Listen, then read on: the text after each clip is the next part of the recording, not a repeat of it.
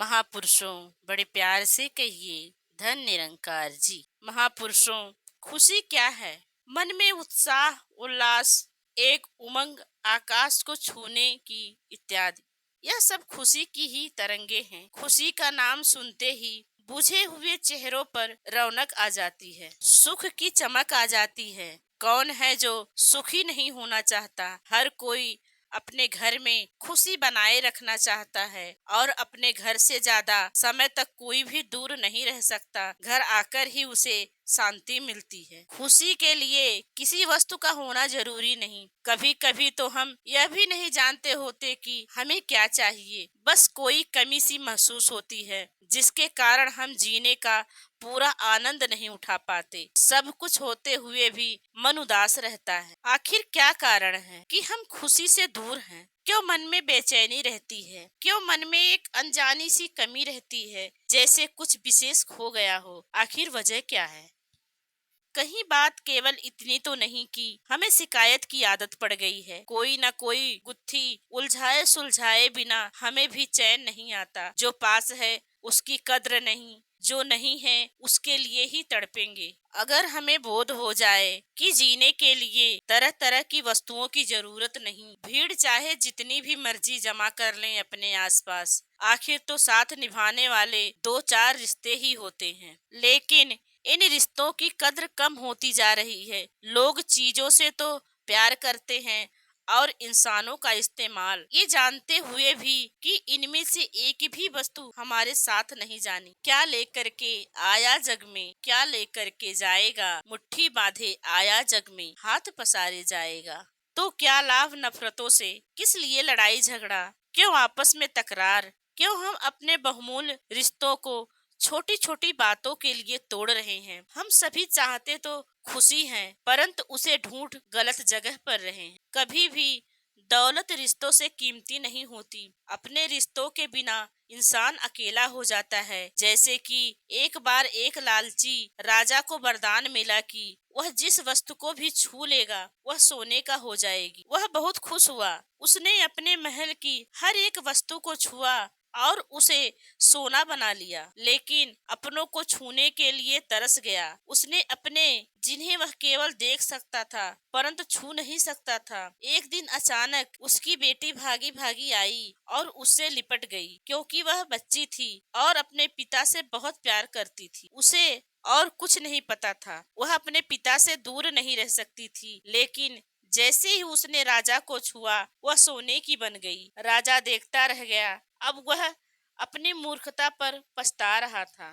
बेटी को सोने की मूर्ति बनी देखकर उसे रिश्तों की समझ आई कि वह सोना चांदी रिश्तों से ज्यादा कीमती नहीं होते। यह दौलत शोहरत ही सब कुछ नहीं होती। इनसे भी कीमती है प्यार भरे रिश्ते नाते, हमारी भावनाएं, जिनकी कोई कीमत नहीं आकी जा सकती। अब राजा ने भगवान से प्रार्थना की कि उसे यह सोना, यह दौलत नहीं चाहिए। उसे अपना परिवार चाहिए, उनका प्यार चाहिए। अब उसे दौलत और रिश्तों के बीच का अंतर पता चल गया था, और यह भी कि आपस में प्यार और मिलजुल कर रहने में जो सच्ची खुशी है वह और कहीं नहीं है। खुशी बांटने से ही बढ़ती है, तो क्यों ना इसे बढ़ावा दें। किसी को छोटी सी खुशी देने से हमारे मन को कितना सुकून मिलेगा, कितना आनंद मिलेगा, हम अनुमान भी नहीं लगा सकते। प्रायः देखा जाता है कि इंसान अपने दुख से इतना दुखी नहीं जितना कि दूसरों की खुशी से।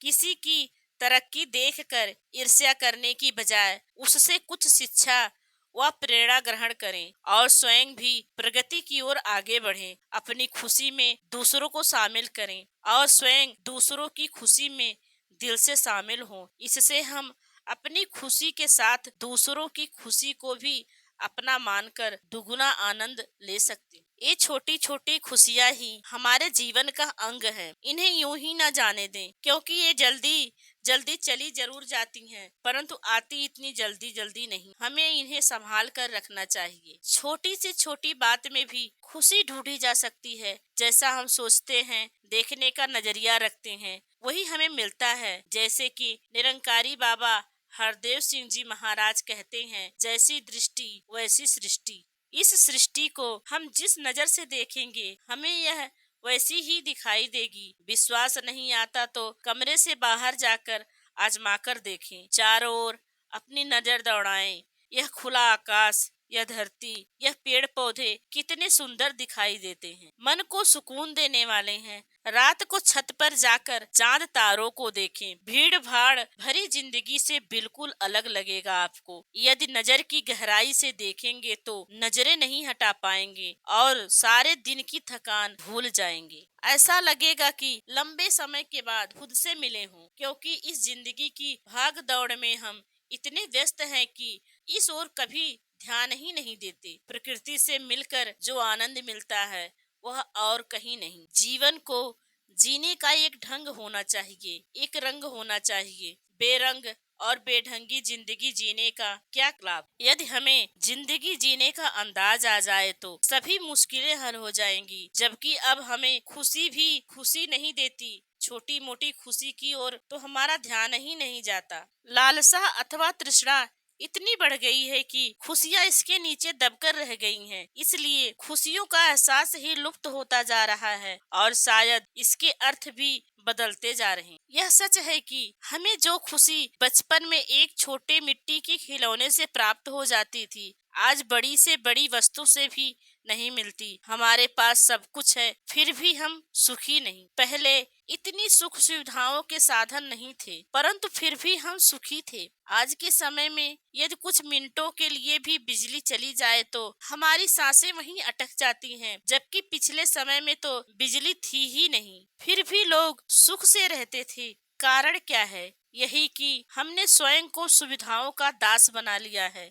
ये है तो हम हैं, ये नहीं तो हम नहीं। इसका अर्थ यह नहीं कि सुख सुविधाएं होनी ही नहीं चाहिए, जितनी हो अच्छा है, लेकिन स्वयं को इन पर इतना भी निर्भर ना करें कि यही साधन जीवन का दुख के साधन बन जाए। यदि इस खोई हुई खुशी को जीवन में दोबारा लाना चाहते हैं तो हमें इन्हें स्वयं तलाश करना होगा। जो खुशी आज हमारे लिए अजनबी हो गई है, कल हमारी साथी होगी। बस दुख को बढ़ावा देना छोड़ दें। यह सारी सृष्टि खुशियों से भरी पड़ी है। हर बात में हंसी है, हर बात में खुशी है। अंतर केवल हमारे सोचने और समझने का है। यदि हम प्रयास करें तो अपने चारों ओर बिखरी खुशियों को संचित कर सकते हैं। सभी को अपना बनाते चलें, खुशियाँ और गम मिलकर बांटें, क्योंकि हम प्रायः सुनते हैं कि खुशी बांटने से दुगनी होती है और गम बांटने से आधा रह जाता है। जितना हो सके दूसरों को खुशी देने के विषय में सोचें, उससे हमें एक अद्भुत आनंद की प्राप्ति होगी। घर से मस्जिद है बहुत दूर, चलो यूं कर लें किसी रोते हुए बच्चे को हंसाया जाए। महापुरुषों बड़े प्यार से कहिए, धन निरंकार जी।